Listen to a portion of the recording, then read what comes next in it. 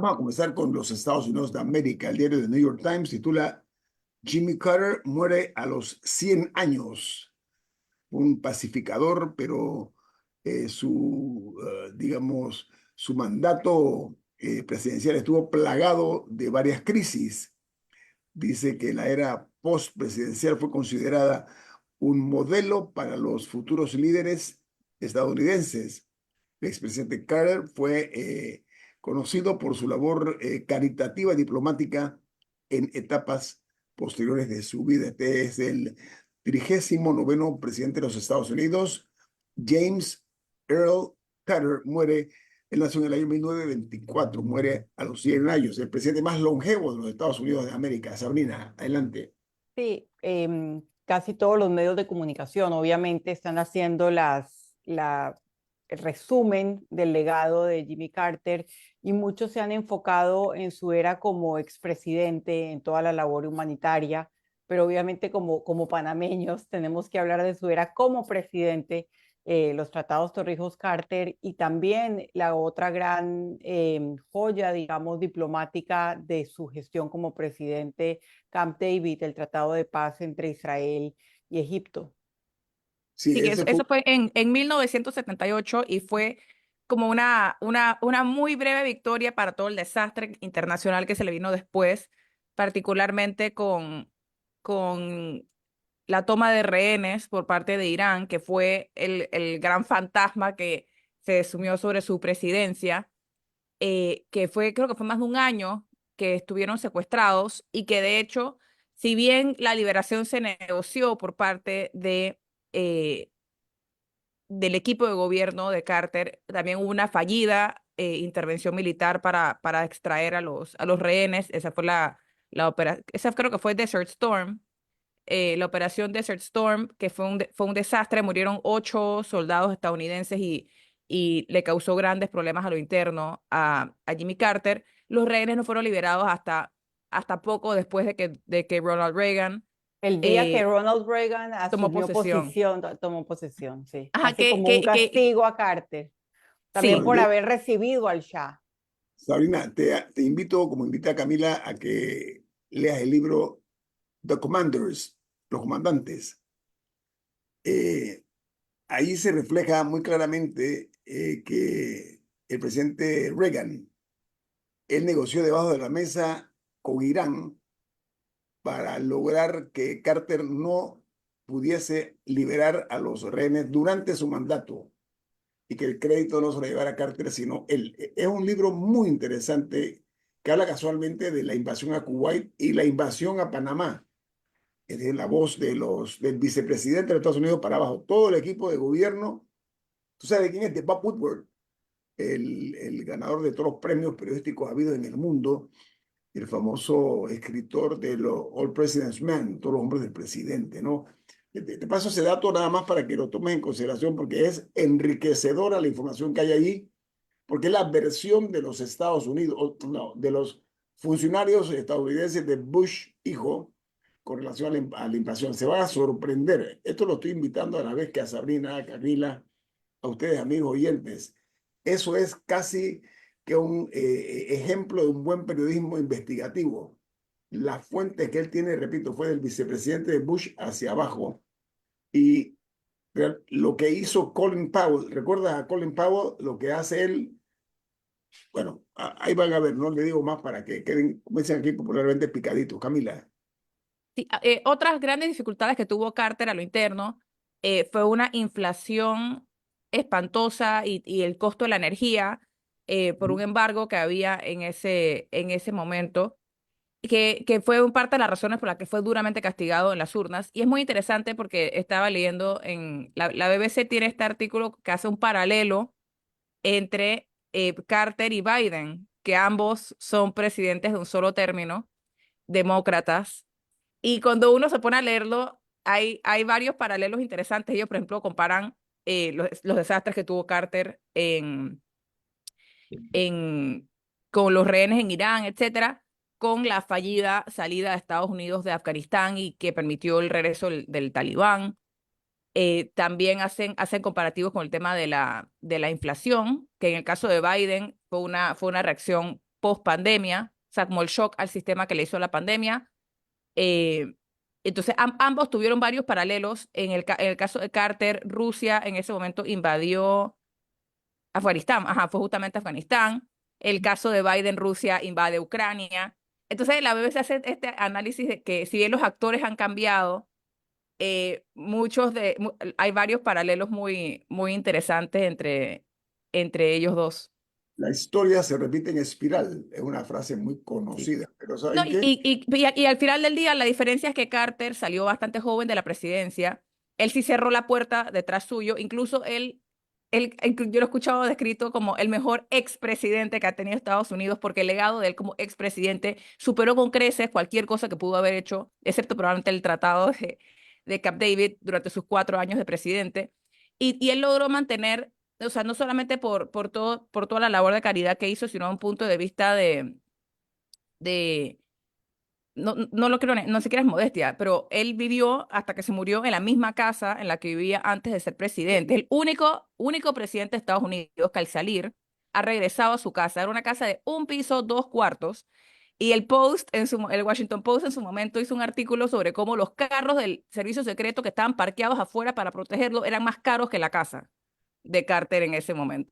Sabrina. Otra de las cosas diferentes y únicas de Carter es que él rompió una regla no escrita, pero hablada de que los expresidentes no hablaban más mal de los presidentes de turno. Y Carter fue un duro crítico de los presidentes de turno que les siguieron, no solamente los republicanos, también los demócratas. Sí, eso lo leí también, muy, muy interesante ese punto. ¿Y saben qué, amigos? Reconozco como panameño que estaremos siempre en deuda con este presidente, en mi opinión. Y se me ocurre pensar que no fuimos muy justos con Carter. Si merecía, me parece, mejores muestras de agradecimiento, porque ese canal de Panamá que nos revirtió, sumado a la crisis de los rehenes, sumado a los otros problemas que tuvo, le costaron su reelección. Hay que A elegir. él y a muchos senadores que apoyaron la medida. O sea, eso es algo importante. O sea, verdaderamente fue una labor en parte como de desprendimiento por parte de él que no tenía que hacer, y las estrellas se alinearon para Panamá, porque otro no habría tomado ese riesgo por nosotros. Lo más probable nos habría demorado mucho más si es que hubiéramos llegado para poder obtener el canal, que nos revirtieran el canal con los términos en los que se hizo. Pero ¿sabes qué? Él ganó el Premio Nobel de Paz, de la Paz también, ojo. O sea, no es que él pasó por la vida por pasar, no. Él dejó huella, él dejó un legado valiosísimo. Es más, el diario Washington Post dice, muere a los 100 años el 39º presidente que cumplió un mandato y tuvo una vida extraordinaria después de dejar la Casa Blanca. Dice que con este sureño tan tenaz y sorprendentemente generoso llegó al cargo más alto del país, cumplió su mandato una vez mientras la crisis de los rehenes iraníes pesaba sobre su presidencia. Y el diario The Wall Street Journal es más explícito, dice, el expresidente de los Estados Unidos, Jimmy Carter, muere a los 100 años, un presidente de un solo mandato que negoció un tratado histórico entre Israel y Egipto. Me acuerdo que era Anwar el Sadat, que después le Y costó la vida a Begin, Sadat. y Y Menachem Begin, sí. Y, y fue es- histórico incluso para Carter, porque Carter, los tratados de Camp David comprendían inicialmente dos partes. Una tenía que ver con una solución integral al conflicto árabe-israelí y comprendía el tema palestino, pero en ese momento el representante del pueblo palestino era la OLP y no reconocían la existencia del Estado de Israel.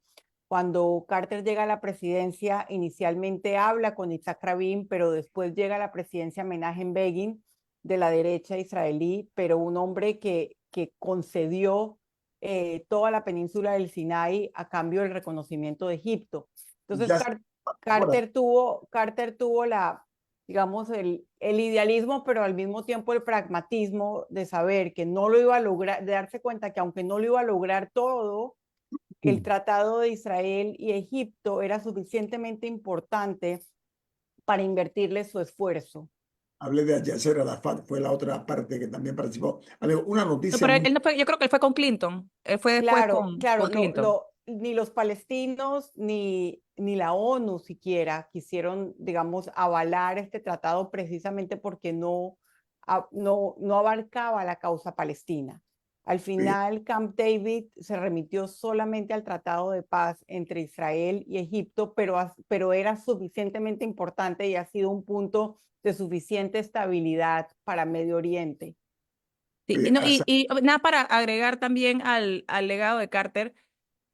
El Carter Center, por ejemplo, se ha enfocado en promover la democracia y hacer observación electoral. Hasta el día de hoy siguen activos. Así que eso fue parte del gran legado que ha dejado Jimmy Carter. Él mismo viajaba a países para ser parte de la observación electoral. Él sí. tuvo una con Mandela también, que esa no recuerdo exactamente de qué era, pero él tuvo una iniciativa con Mandela, creo que era como de líderes, para promover líderes, no recuerdo si era líderes en el continente africano, no, pero también tuvo una labor por ahí. Habitat for Humanity, durante su vida, él y su esposa Rosalind también, ellos personalmente contribuyeron a ayudar a arreglar más de 4.000 viviendas. Famosamente, Carter se rompió la cadera en una caída y al par de meses todavía estaba moreteado y ya estaba trabajando nuevamente en Habitat for Humanity. Así que verdaderamente eh, fue una persona que, si bien su legado como presidente eh, no fue uno muy positivo. Lo que decidió hacer después de eso, verdaderamente es de admirar. Que sirvió al mundo. Pero Porque ¿sabe qué? cualquiera se echa, cualquiera después de salir en desgracia, la presidencia se echa, o se va a ver cómo disfruta de su dinero en algún lado, y Yo él creo decidió hacer algo con el resto de su vida. yo creo que el tema de que no fue suficientemente positivo es debatible y por eso empecé diciendo que los medios se enfocaron más en la era post-presidencia de Jimmy Carter, que obviamente ha sido su labor humanitaria, que nadie puede disputar, pero si uno mira en las circunstancias que tenía en la época, lo que logró en la presidencia y específicamente los tratados Torrijos-Carter, su legado de apoyo a la democracia en América Latina y su legado a la paz en Medio Oriente, creo que son un legado suficientemente importante. Sí, no, lo que estoy haciendo es ubicándome en el momento, o sea, sales en desgracia, porque en ese momento él salió en desgracia. Imagínate, en su reelección, dentro de todo, Biden compitió con Trump. Carter nada más ganó 6 estados de los 50. Ronald Reagan se llevó todos los demás. Entonces, salir en desgracia en ese momento era muy fácil echarse en su casa y esconderse por el resto de su vida. Él, al contrario, él decidió hacer algo al respecto. Ay, se me olvidó una cosita más. Él fue el primer presidente de Estados Unidos también en hablar de cambio climático y puso unos paneles solares en el techo de la Casa Blanca, que después apenas Ronald Reagan llegó, los quitó, pero Carter se llevó el ser el primero en abordar el tema. Tenemos un corte comercial, amigos. Esto es En Perspectiva, un programa para la gente inteligente como usted. Amigos, antes de entrar en materia local, hay una noticia trágica que ocurrió el fin de semana en Corea del Sur. Dice que un accidente aéreo dejó 179 fatalidades, personas que perdieron la vida, pasajeros, en uno de los desastres de aviación más letales en años. Era un avión 747 de la Boeing, de una aerolínea que se llama Jeju Air. Se deslizó por la pista así con la panza, ¿no? Y se estrelló contra una barrera después de volar desde Bangkok al aeropuerto este que está ubicado en el sur.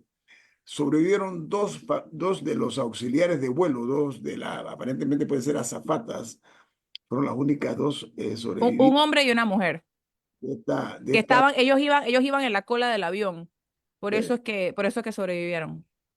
Oiga, para el tema del expresidente Jimmy Carter hay algo interesante y voy a compartir las opiniones. Creo que para Sabrina creo que iba a decir Sí, algo de... simplemente algo que conversamos en el cambio y tiene que ver con que en este aeropuerto de Corea del Sur es muy común, al igual que en Tocumen, que hayan impactos con aves. Y el avión donde murieron 179 personas, hizo un aterrizaje de emergencia precisamente porque impactó un ave y eso fue lo que finalmente ocasionó el accidente. Por eso creo que es relevante para Panamá lo ocurrido. Han habido accidentes aéreos aquí en Panamá de helicópteros y otras aeronaves que han chocado con aves en el área del Aeropuerto Internacional de Tocumen. Conozco un par de casos. Oye, ya para cerrar el tema, no sé, de la desaparición física, y digo física porque quedará por siempre en la historia el presidente James Earl Carter. Él generó las opiniones de algunos expresidentes de ese país. Por ejemplo, el presidente Joe Biden lo recordó como abro comillas, un hombre de principios, de fe y de humildad. Cierro la comilla. El presidente Barack Obama dijo: Carter nos enseñó lo que significa vivir una vida de gracia, justicia y servicio. El expresidente Bill Clinton señaló: trabajó por un mundo mejor. Y el presidente electo de los Estados Unidos, Donald Trump, expresó lo siguiente. Dice: el pueblo de Estados Unidos tiene una deuda de gratitud. Como yo dije antes, Panamá también tiene una deuda de gratitud. Tenemos una deuda de gratitud. Yo hubiera querido ver algún día un reconocimiento más solemne, más emblemático. Y lo dije en su momento en este programa de hace, no sé, el día que estuvimos aquí con Marcel Salamín, recuerdo cuando entrevistamos al doctor Aristide Royo, siempre mantuve esa posición y no me queda más que lamentarlo, que no le hicimos el reconocimiento que él se merecía. Eso no es que lo digo ahora que murió, generalmente la gente, qué buena gente era. No, no.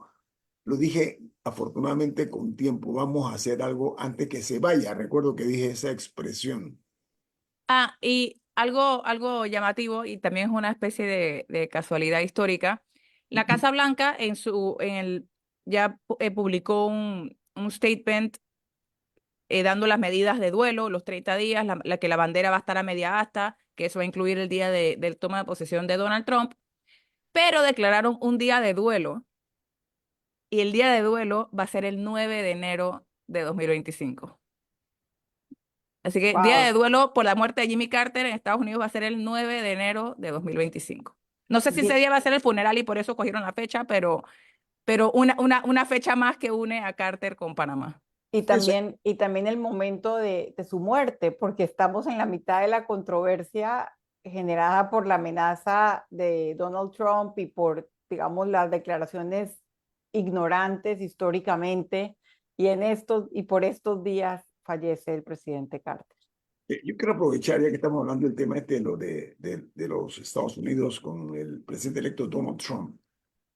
Miren, la presidenta de México. México es otro de los países que ha sido agredido verbalmente por el presidente electo de los Estados Unidos con una serie de amenazas.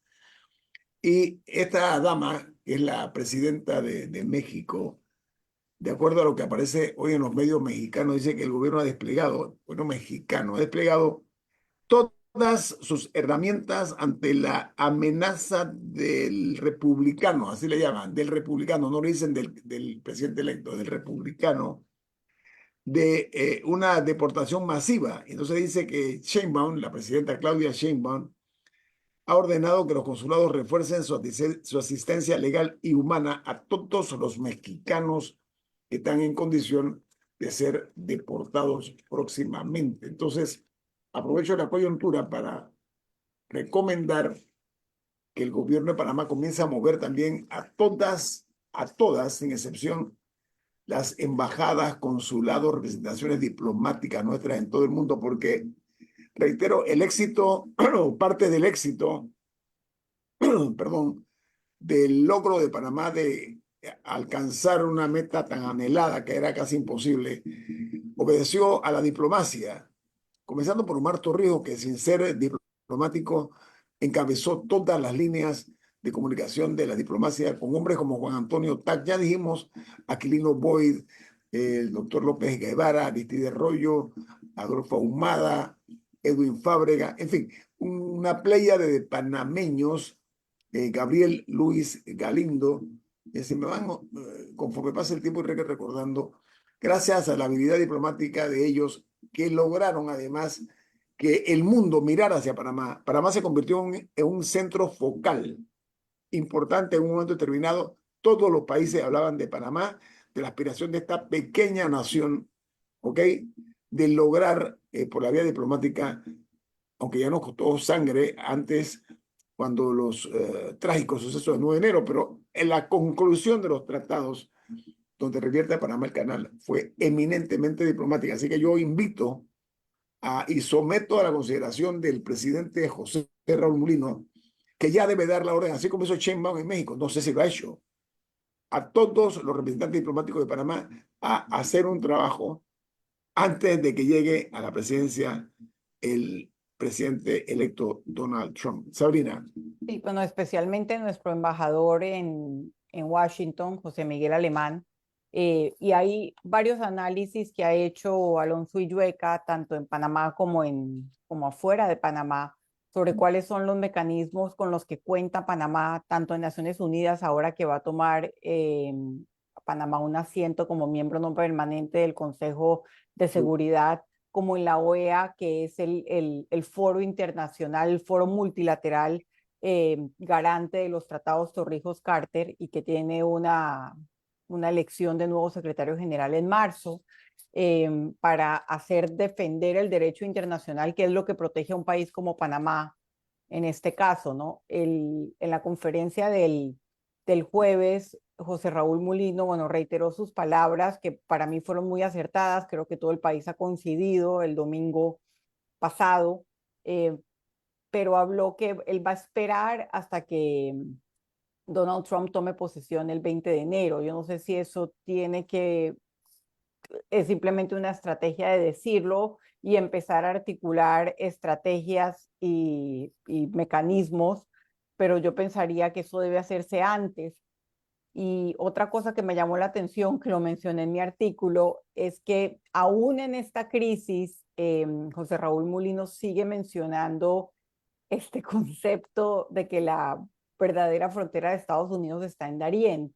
Yo creo que los tiempos no están para ese tipo de expresiones. Yo puedo entender lo que él quiere decir, y lo que él quiere decir es que básicamente nosotros como país tenemos algo que ofrecerle a Estados Unidos, que tiene una crisis migratoria y que necesita poder colaborar con los países que son parte de esa ruta de los migrantes.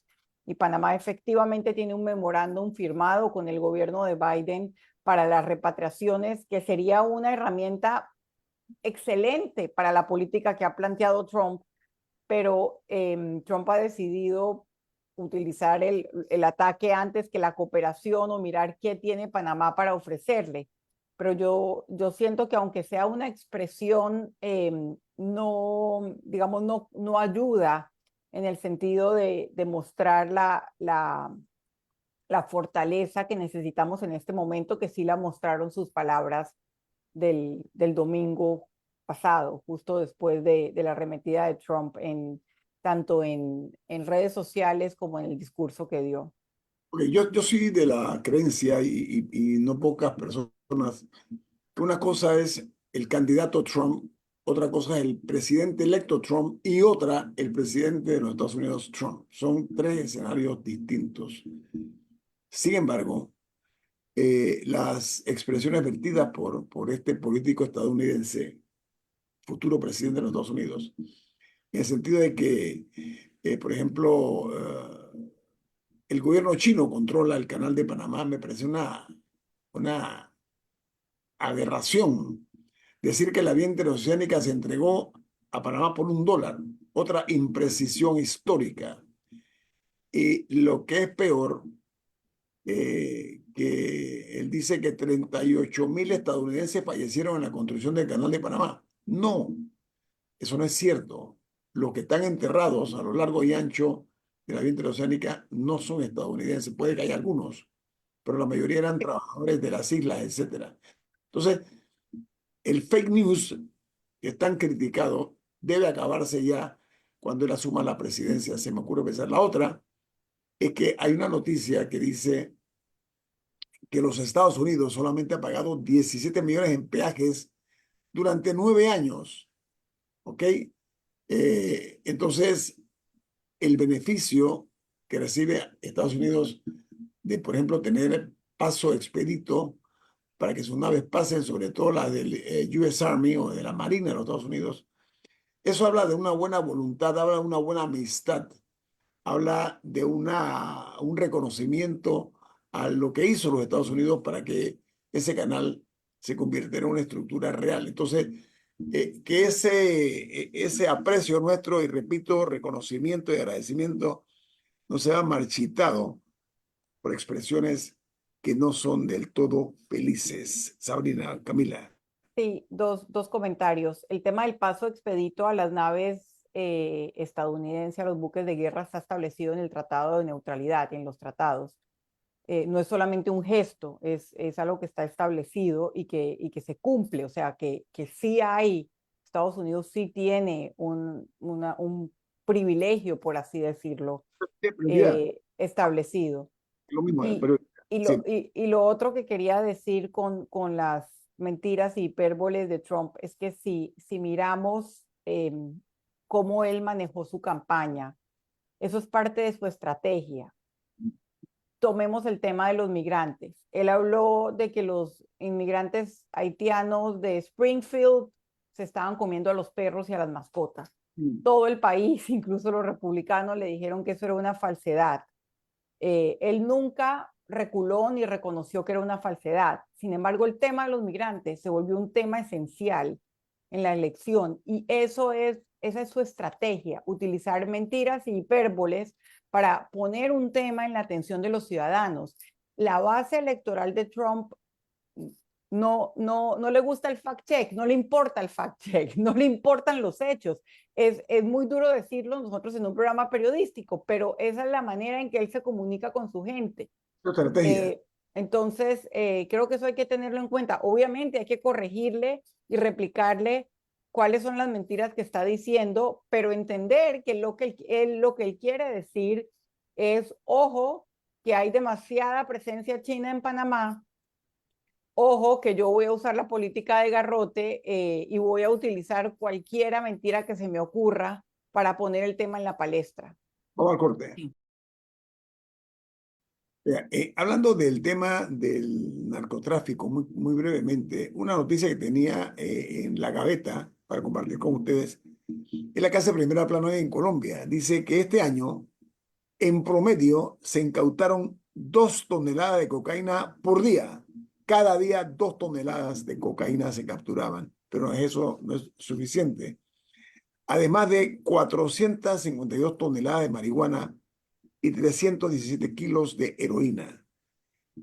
En Panamá hemos sido testigos de cómo la droga también está siendo en Panamá incautada, y yo creo que hay que meterle más esfuerzos a eso muy en serio por las costas tan amplias que tiene nuestro país, que facilitan muchísimo eso. Así que lo pongo nada más en perspectiva para que las autoridades estén muy atentas a ese tipo de situaciones que se están dando aquí al lado, aquí en Colombia, al lado de nosotros, lamentablemente para esa gran nación, ¿no?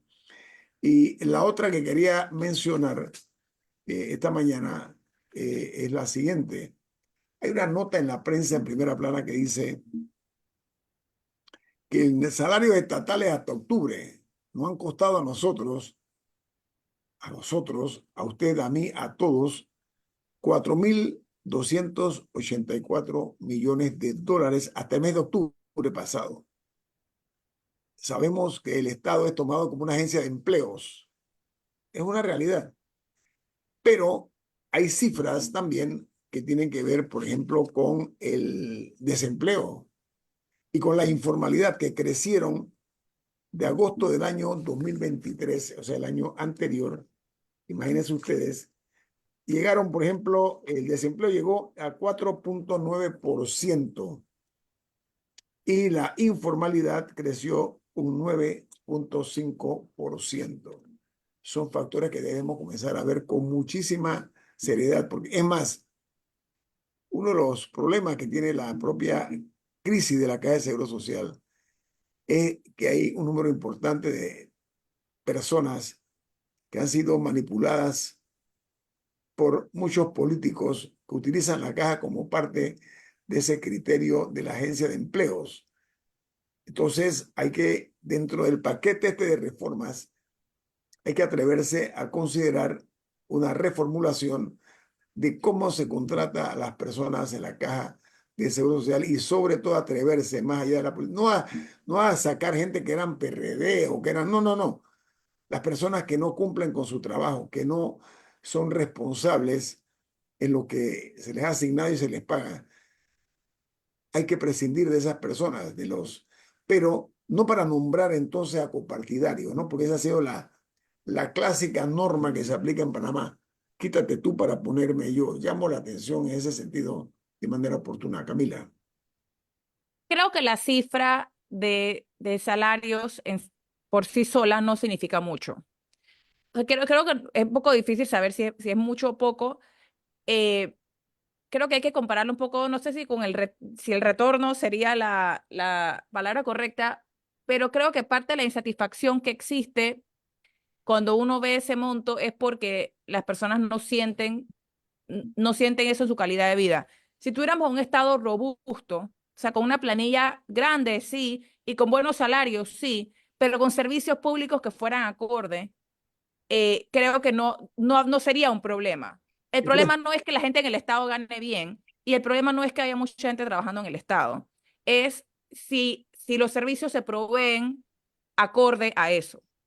Porque ese número, insisto, no sería un problema si tuviéramos parques, estuvieran limpios, si hubiera seguridad ciudadana, si la salud fuera excelente, si las carreteras estuvieran arregladas. El problema es la disonancia que hay entre el gasto, pero que no se ve.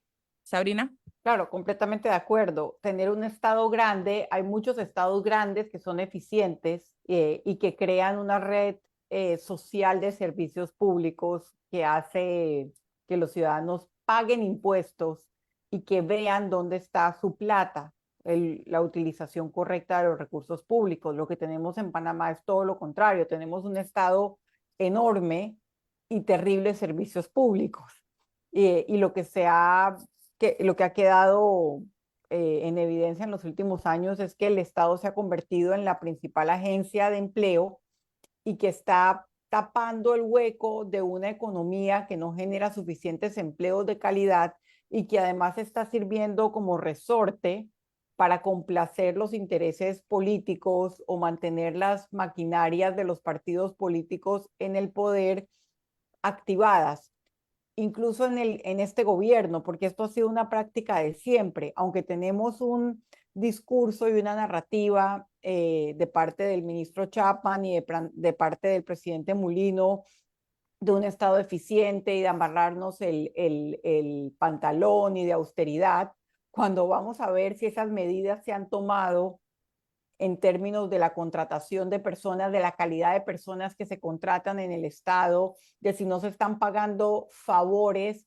a personas, a diputados, por ejemplo, a diputados de la mayoría oficialista en la Asamblea, nos damos cuenta que la maquinaria por así, vamos a decirlo abiertamente, que la maquinaria de corrupción sigue funcionando como si nada. Y entonces tenemos un Estado enorme que no satisface a los ciudadanos con su provisión de servicios públicos y al final termina siendo simplemente una maquinaria política que asegura el bienestar de los familiares de unos diputados o unos poderosos que son quienes terminan asegurándole al presidente los votos en el legislativo. Mira, los nombramientos en el Estado no son otra cosa que un botín apetitoso para muchos miembros de la clase política que se caracteriza por su profundo fracaso y su ilimitada ambición cleptocrática. Esa es la triste realidad de lo que estamos viendo y viviendo nosotros en esta tierra.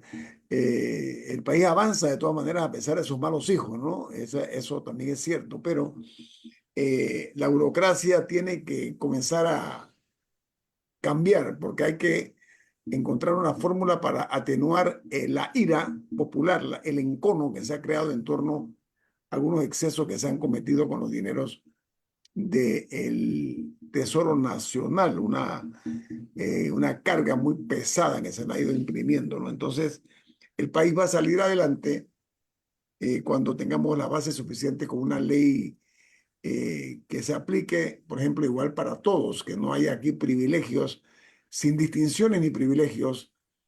Entonces veremos que realmente este país puede comenzar a cambiar este rumbo, que debe ser mejor si se aplican las medidas y los correctivos necesarios, que yo creo que con este nuevo año y con este nuevo gobierno hay muchas esperanzas. Vamos al corte comercial. Esto es En Perspectiva, un programa para la gente inteligente como usted. Amigos, ya estamos en los albores del el agónico estado en que se encuentra el año 2024. Están los estertores ya de este año. Y nosotros vamos a hacer no un análisis de lo ocurrido nada más, sino las expectativas que nos trae el año 2025 con la proporcionalidad necesaria. Vamos a dejar descansar un poquito los parásitos que viven de lo que es la burocracia. Vamos a darlos a un lado por el momento, ¿no? Para hablar de presente y futuro del año que está por terminar y el que está por entrar. Camila, adelante. Bueno, Sabrina iba a plantear dos grandes hitos que marcarán el 2025. Adelante, Claro, Sabrina. claro, está el tema de la reforma a la Caja del Seguro Social. Ha habido en este final de año reuniones entre líderes opositores y José Raúl Mulino, y creo que varias cosas han quedado establecidas. Uno, como dijimos muchos, el tiempo no daba para que una ley tan densa y que toca un tema tan delicado como el sistema de pensiones y la Caja del Seguro Social en su prestación de servicios de salud fuese debatida en menos de 2 meses. Entonces el tema se ha extendido para enero, y creo que lo otro que queda en evidencia es que la ley tal y como está no va a recibir el apoyo de los diputados. Así que creo que el primer gran reto del 2025 va a ser la aprobación de una ley en consenso y que toque de la mejor manera posible los temas de fondo que tiene nuestro sistema de pensiones y el sistema de prestación de salud. Yo creo que la ley abarca muchísimo y que una de las cosas más difíciles, casi toda la atención ha estado en el tema del aumento de la edad de jubilación, pero también considero que la Caja del Seguro Social, su director Dino Mon, deben empezar a mostrar resultados para generar la confianza ciudadana necesaria para una aprobación de una ley tan significativa para el país. Creo que el segundo tema, que ya lo tenemos rondando hace varios meses, va a ser el tema de la mina de Donoso. En la última semana hemos escuchado lo que yo diría que son interrogantes o contradicciones que no termino de leer muy bien. En una entrevista que dio a Telemetro Reporta el ministro de Ambiente, Juan Carlos Navarro, usó términos muy duros contra la empresa First Quantum.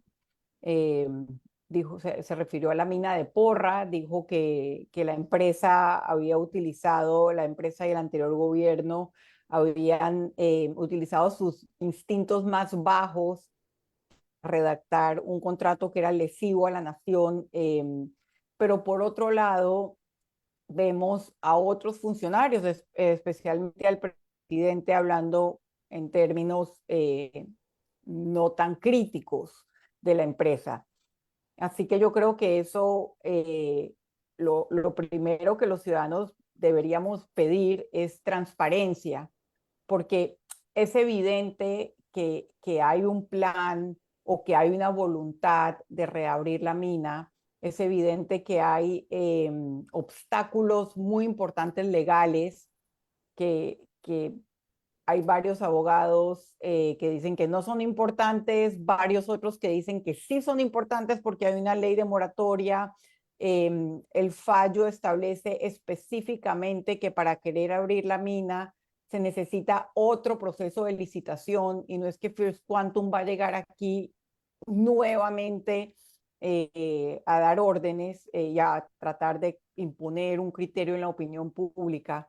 Entonces creo que eso es sumamente importante y creo que a todo eso se le suma esto que nadie ha terminado de entender y es que mientras China aumenta su presencia económica en el conglomerado de First Quantum, Tristán Pascal va y le pide ayuda a Donald Trump el mismo fin de semana que Donald Trump arremete contra Panamá en el canal. Entonces, eso lo hablamos aquí con el exadministrador Jorge Luis Quijano y él básicamente lo explicaba con una frase que me pareció genial y es que en el tema de la mina convergen las dos superpotencias porque el dólar los une.